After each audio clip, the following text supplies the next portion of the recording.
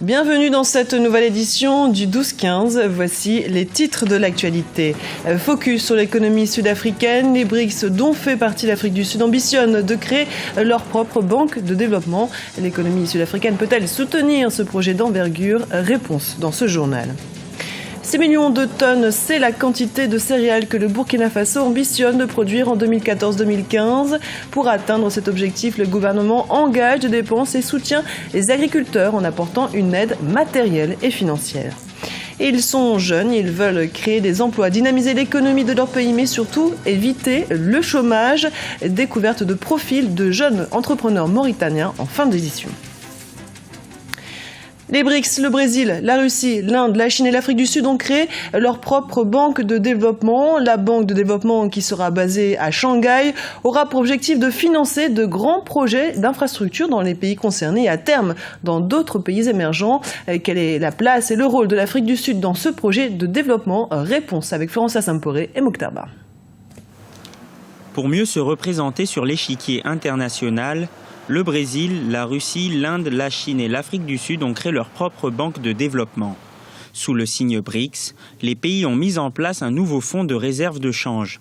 Objectif, amorcer une reconfiguration de la gouvernance mondiale. Donc les BRICS, comme on le sait, ça réunit le Brésil, la Russie, l'Inde, la Chine et l'Afrique du Sud comme un bloc économico-politique des pays émergents qui veulent se constituer comme un autre pôle de développement économique. Cependant, bon nombre d'observateurs estiment que l'Afrique du Sud a une économie encore engourdie.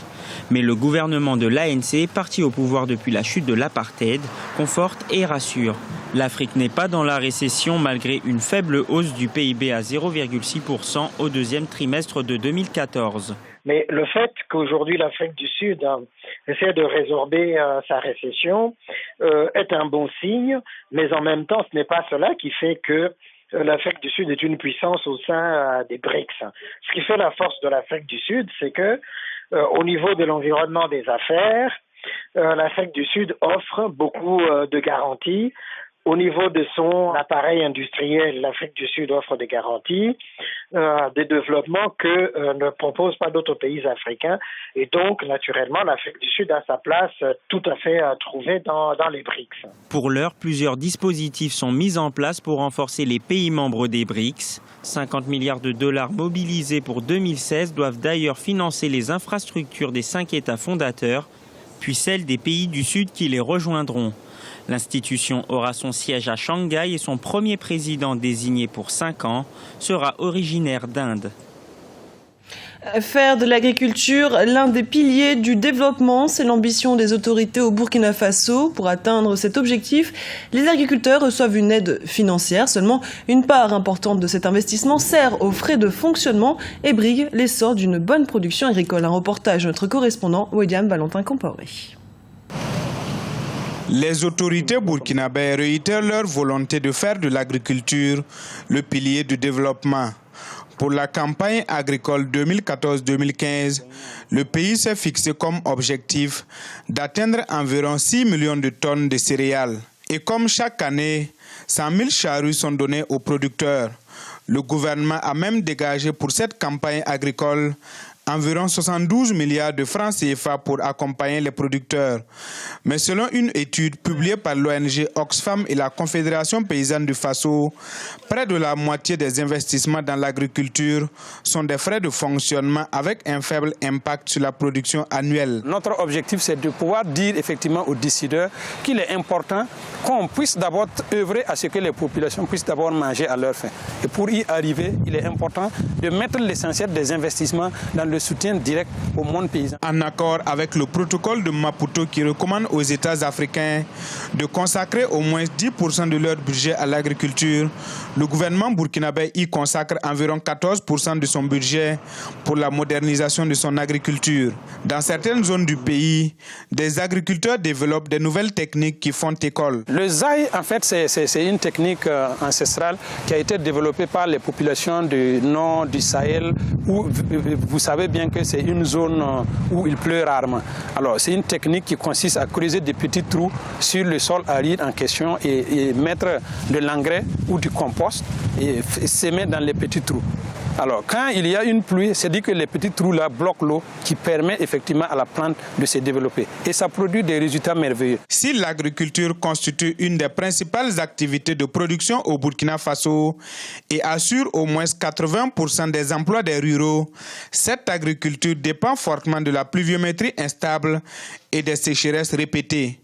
Principaux facteurs de vulnérabilité de millions de ruraux exerçant leur métier d'agriculteur dans un environnement généralement incertain. Saisir une opportunité, c'est en ces termes qu'ils parlent. Eux, ce sont de jeunes entrepreneurs mauritaniens. Plutôt que de choisir un emploi salarié, ils ont opté pour l'entrepreneuriat. Qu'est-ce qui les motive? Réponse dans ce reportage réalisé par notre correspondant Franck Dauphin. En Mauritanie, beaucoup de jeunes développent leur intérêt pour l'entrepreneuriat au détriment de l'emploi salarié. Les contraintes économiques et financières qui dissuadaient bien souvent les jeunes dans l'idée d'entreprendre n'ont certes pas disparu, mais sont de plus en plus surmontées. Les idées de création d'entreprises vont du plus simple au plus original. Mokhtar et ses amis ne semblent pas intéressés par l'emploi salarié dans leur pays. Ils ont eu l'idée de créer une entreprise de collecte et de recyclage d'ordures de type plastique. Avec un financement déjà acquis, ces jeunes porteurs de projets d'entreprise espèrent créer à leur tour des emplois. On produit environ 500 000 tonnes de déchets par an, dont 25% est du plastique. Pour nous, c'est une opportunité à saisir et à mettre en valeur, vu que le plastique peut être transformé en d'autres matières, telles que le granulé de plastique, qui est en fait le but de notre projet, c'est de trier, traiter et produire ce produit semi-final et l'exporter à l'étranger. Ça fait presque une année déjà que j'ai terminé mes études. Je les ai passées au Maroc et depuis lors je suis là, je suis à la recherche d'un éventuel boulot. Mais donc ça fait une année, j'ai tapé pratiquement par toutes les portes et ça ne passe pas. Donc du coup j'ai essayé de me lancer un peu sur cette question d'entrepreneuriat. Et aujourd'hui c'est une occasion pour moi de nous lancer dans ce projet avec l'équipe que j'ai produit ces derniers temps-là. Le dynamisme économique actuellement en cours en Mauritanie a déclenché une nouvelle dynamique de l'emploi. Il est donc vital de miser sur l'entrepreneuriat des jeunes. Ces jeunes n'ont pas forcément, ils ont besoin de coaching, ils ont besoin de mentoring, ils ont besoin de conseils, pas juste de financement, mais essentiellement, effectivement, un projet ne peut pas se lancer sans financement.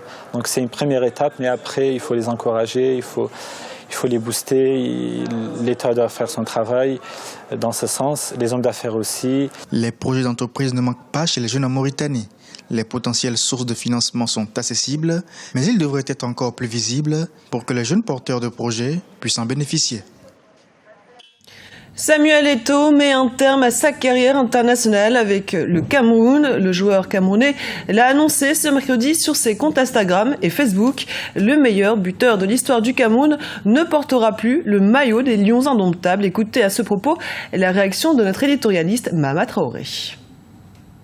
C'est une retraite qui était attendue parce qu'on savait déjà que Samuel Eto'o était presque vers sa fin avec l'équipe nationale. Cette compétition de la Coupe du Monde était certainement l'adieu en sélection nationale. Donc c'est pas totalement une surprise qu'il ait annoncé son départ, sa retraite avec l'équipe nationale. Il faut saluer un grand talent, un grand patriote camerounais qui, à sa manière, a toujours voulu donner le meilleur de lui-même pour permettre à l'équipe du Cameroun, à permettre au peuple camerounais d'être fier de lui, d'être fier tout simplement. C'est quelqu'un qui a apporté beaucoup au football, pas uniquement le football camerounais, mais le football africain, le football mondial. Ce journal a été préparé par l'ensemble de la rédaction. Merci pour votre fidélité. Dans un instant, une nouvelle édition du 12-15 sur Africa 24.